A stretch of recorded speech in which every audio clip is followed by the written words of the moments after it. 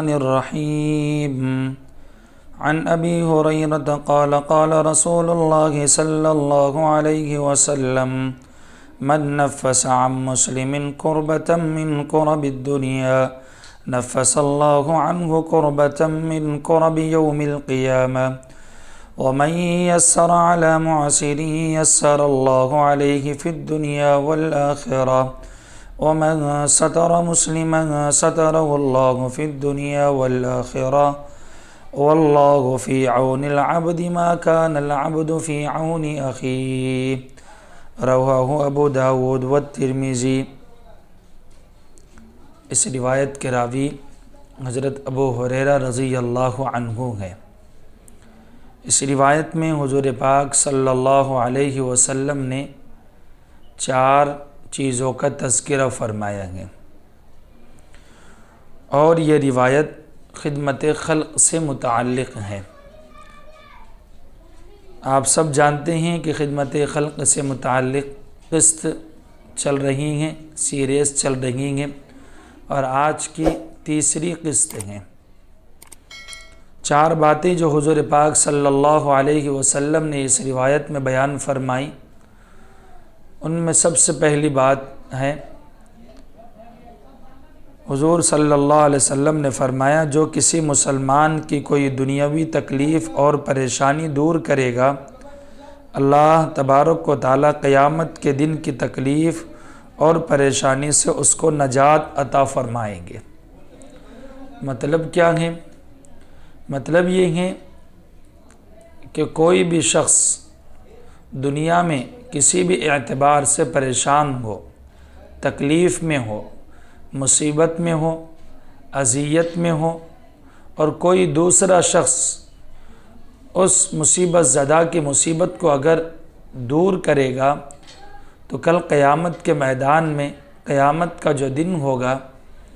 آپ سب جانتے ہیں کہ وہ کتنا خطرناک وقت ہوگا اور کتنی مصیبت کا وقت ہوگا۔ ایسے وقت میں اللہ تبارک و تعالیٰ اس شخص کو جس نے کسی مسلمان کی دنیا میں کسی تکلیف کے وقت میں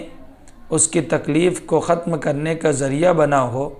مصیبت زدہ کی مصیبت کو دور کیا ہو، اللہ تعالیٰ ایسے شخص کو قیامت کے دن کی تکلیف اور مصیبت سے نجات عطا فرمائیں گے۔ یہ پہلا شخص ہے۔ دوسرا جس کے سلسلے میں حضور پاک صلی اللہ علیہ وسلم نے اس حدیث میں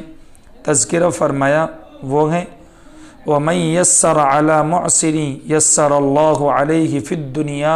وَالْآخِرَةِ، کہ ایک شخص ہے، اس نے کسی کو قرض دیا ہے، اب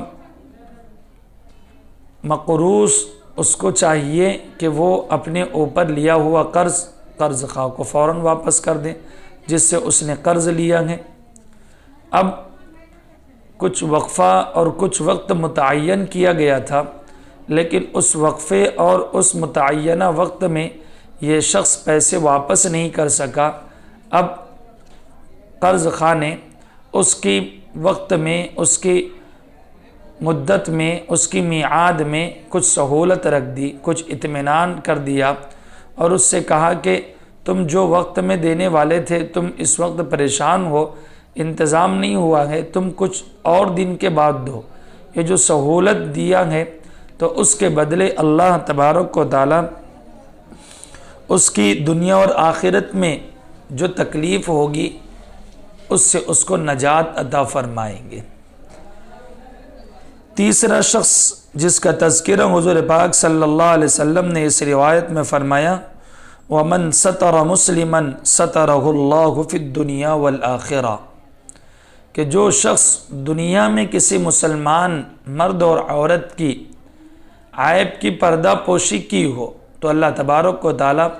ایسے بندے کی دنیا اور آخرت میں اس کے عیبوں کی پردہ پوشی فرمائیں گے۔ اب عیب کسے کہتے ہیں؟ جیسے کسی کو پتہ چل گیا کہ فلاں بندے نے چوری کی ہیں، فلاں بندے نے زنا کیا ہے، فلاں بندے نے کوئی غلط کام کیا ہے، فلاں بندی نے کوئی غلط کام کیا ہے۔ اب وہ شخص جانتا ہے کسی اور کے سلسلے میں، لیکن اس نے اس کا کسی سے تذکرہ نہیں کیا، بلکہ اپنے پاس اس بات کو محدود رکھا اور اپنے سینے میں اس کو دفن کیے رکھا اور اسی حالت میں دنیا سے چلا گیا، تو اللہ تبارک و تعالیٰ ایسے بندے کی کل قیامت کے دن پردہ پوشی فرمائیں گے۔ چوتھا جو شخص ہیں جس کے سلسلے میں آقا صلی اللہ علیہ وسلم نے اس روایت میں تذکرہ فرمایا، وہ ہیں واللہ فی عون العبد ما کان العبد فی عون اخیہ، کہ جو کوئی بندہ اللہ تبارک و تعالیٰ کے بندے کے ساتھ میں مدد اور اعانت کا معاملہ کرتا رہے گا، تعاون کرتا رہے گا، تو اللہ تبارک و تعالیٰ اعانت اور تعاون کرنے والے کی اعانت اور تعاون فرمائیں گے۔ آپ سب جانتے ہیں کہ اس وقت میں لاک ڈاؤن کا جو سلسلہ چل رہا ہے، اس میں بہت سارے لوگ پریشان ہیں، بہت سارے لوگ ایسے ہیں کہ جن کے کھانے پینے سے متعلق بہت سے مسائل ہیں۔ اب اگر کوئی شخص اٹھ کر ان مسائل کو حل کرے گا تو جو مسئلہ حل کرے گا اللہ تبارک و تعالیٰ اس بندے کی مدد میں لگا رہے گا۔ بندہ یہ نہ سمجھے کہ میرے کسی پر خرچ کرنے سے میرے روپے پیسے میں کمی آ جائے گی، ایسا اللہ ہونے نہیں دیں گے، کیونکہ اللہ کے نبی صلی اللہ علیہ وسلم کا وعدہ ہے کہ تم اگر اللہ کے راستے میں 1 درہم یا دینار خرچ کرو گے، اللہ تعالیٰ اس کا 10 گنا اضافہ کر کے تمہیں عطا فرمائے گا۔ تو یہ خدمت خلق کے سلسلے میں 4 بہت امپورٹنٹ اور اہم باتیں ہیں کہ جس کا تعلق خدمت خلق سے ہیں۔ تو ہمیں چاہیے کہ ہم اس سلسلے میں آگے بڑھیں اور اس اہم کام کو ہم اپنا کام سمجھ کر اپنی دنیا اور آخرت کی فکر کرتے ہوئے اس کو انجام دیں۔ جو ضرورت مند ہیں ان کی ضروریات کے خود کفیل بنیں،